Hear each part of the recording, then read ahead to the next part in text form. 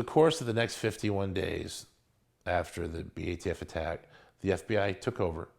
And the FBI were negotiating with David and Steve Schneider. The first day it was an ATF negotiator. After that, the FBI took over. Excuse me. And they kept saying that basically they're really sorry about what the ATF did, but that had nothing to do with them, and can we just get everyone out? They wanted us all to come out, and I'm not going to go through the whole scenario again. I will say David made a 60-minute tape. There was some kind of agreement that would be played nationally and then everyone would come out. They only played it on a Christian radio station.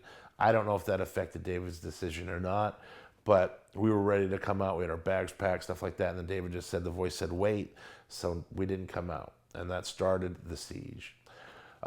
They told us early on that we're not going to be moving onto the property. Instantly, they had tanks there destroying like sheds at the edge of the property, running them over. And so we're talking to them pretty much within the first couple of days, saying, you guys said you're not coming on the property yet, you're destroying our sheds. They're like, oh, the guys, the negotiators we're talking with were saying, we have no control over what the tactical commanders do. This went on daily. They would have press conferences where they would call us cult. They would say the Branch Davidians are doing this or doing that. They had total control of all the information that was coming out there. And they would run over our property and then say, for some reason, the Davidians are mad. They're unreasonable. We can't work with them.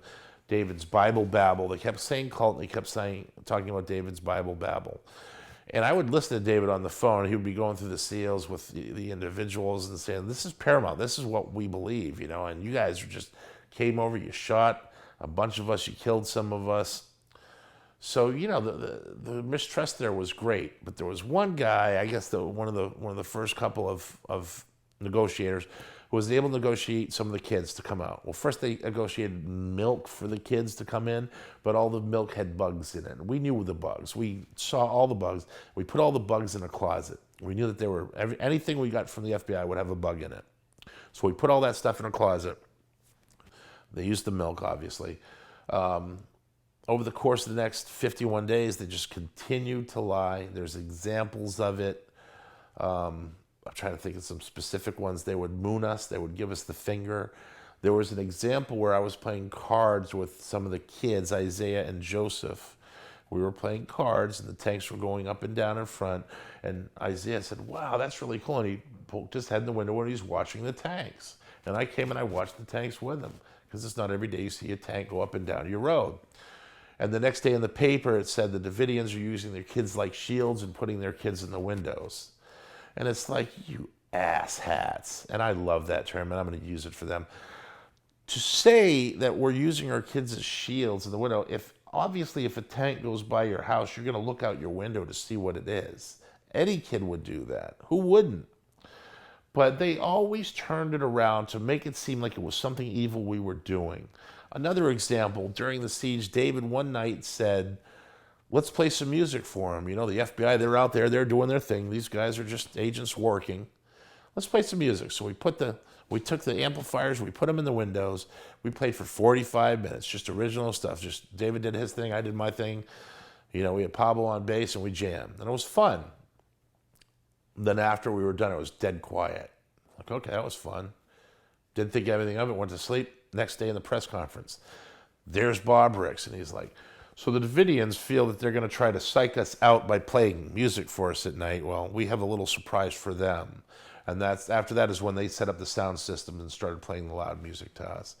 So they looked at it like we were trying to psych them out. We only played for 45 minutes. And I swear to you, anyone who's watching this, our attitude was like, let's play for the agents. They're working too, David said. I said, that's fine with me, let's do it. And to switch it around. But they always made anything that you did to show that you were trying to work with them or trying to create a harmony, they always changed the next day in the press to say, oh, they're psyching us out. They have their kids in a window. It was always just some outlandish thing. And that really upset us. I mean, they're lying about us, and we have no way to defend ourselves. Something like that happened just about every day. Every day we'd watch the press conferences and we'd be very upset with what was being said in the press conferences. And then we'd tell the agents on the other line, who were the negotiators, who had nothing to do with what was being said at the press conferences. And they'd just say the same thing. We have no say over what our superiors say at the press conferences or what the tactical commanders do. Well, then why don't you put on the tactical commander so we can talk to them, because you are worthless, became the attitude over the 51 days. At times during the siege, Greg Summers, for example, would walk out. They would throw a flashbang grenade at him. There was a time we got permission for him to go out and bury Peter Gent in the front yard, and then he put the dogs, the 5 Alaskan Malamutes that were shot by the ATF, he lined them up in a row so the world could see what they did to the dogs. And then he put a marker up over Peter Gent. And during the siege, they ran over his grave over and over with the tanks. And I purposely think they specifically targeted Peter Gent's body to run over. Okay, I'm going to say it. I firmly believe that everything they did was to get the people inside to shoot at them. I think that they wanted us to shoot at them so it would give them an excuse to come in a militaristic style raid and fight back. I think that's why they when they had the speaker system set up and they were playing Nancy Sinatra over and over again, or taking the phone off the hook for 48 hours at a time, making that beep, beep, beep, beep, beep sound for 48 hours. 2 days they would play that straight. Why would you do that to a religious group that you consider to be unstable? Why would you try to make them more unstable? I'm a very peaceful person. I study the teachings of Gandhi, Martin Luther King. Passive resistance is the way for me, baby.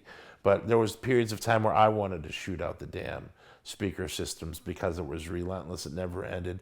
And really all they did, you can put your headphones in or earplugs in and sleep. When you're tired enough, you're going to sleep. All they really did was torture the kids. Everything they did, they were saying that was for the kids. They tortured the kids.